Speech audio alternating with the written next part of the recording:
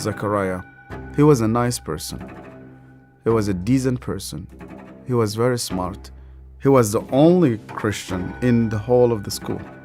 And I hated him. Because I thought as a Muslim, I must be better than him. But he was better than I. We start to beat him every single day that we come to school. And we agreed on that night, we need to kill him. And we're 5 of us. We climbed a tree and we waited there.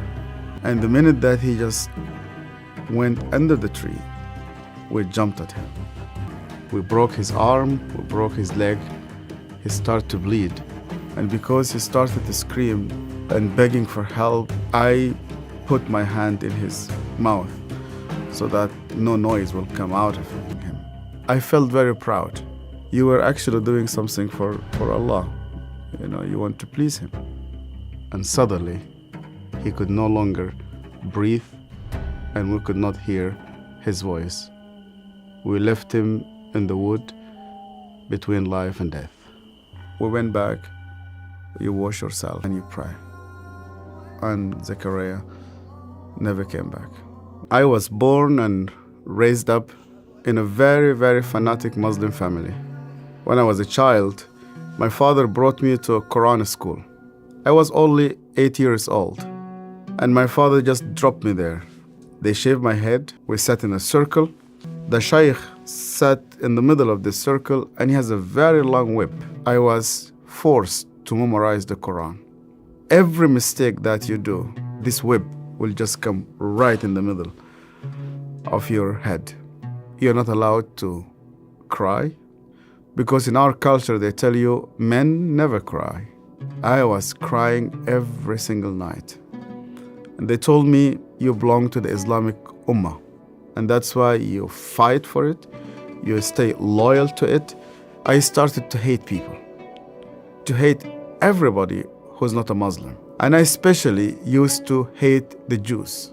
So I was preparing myself to go and fight for Allah in the jihad. I did not know what will happen with me if I die. My cousin was severely sick, and the doctors, they said he's going to die. They gave him only a couple of days. And one day came 2 people. They were Coptic Christians. And then he said to me, we hear that this child is sick. We would like to pray for him.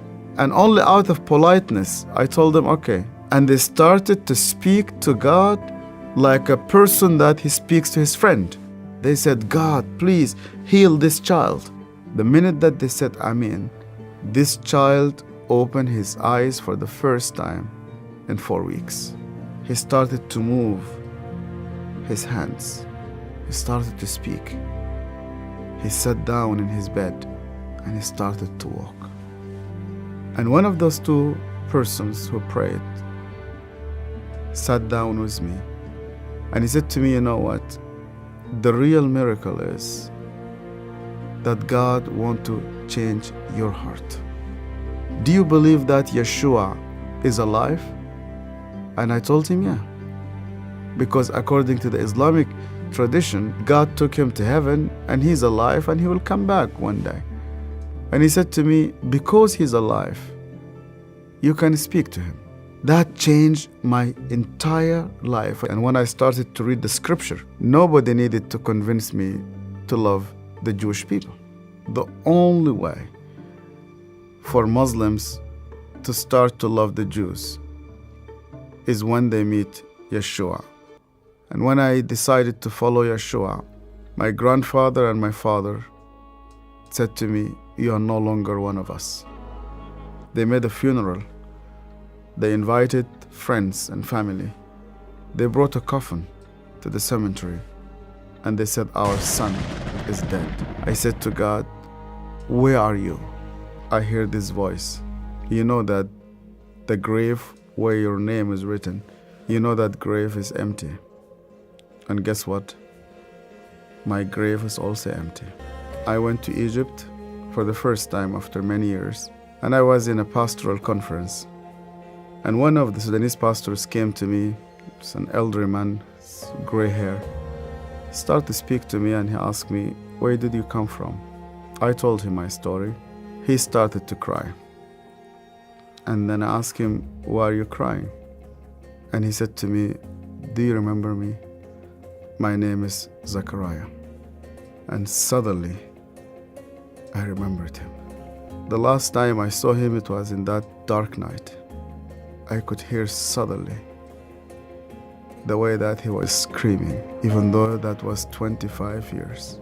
Suddenly, I started to see his broken arm and broken legs. I started to see the scars which I caused him. I started to be full of shame. I was terrible. So Zachariah looked me straight into the eye again and he said to me, Yasser, because you hated me so much, I was always praying for you. He opened his Bible, and the minute he opened his Bible, I saw that my name was written in the first page.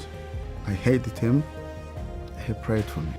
To love those who hate you, you need someone whose name is Yeshua.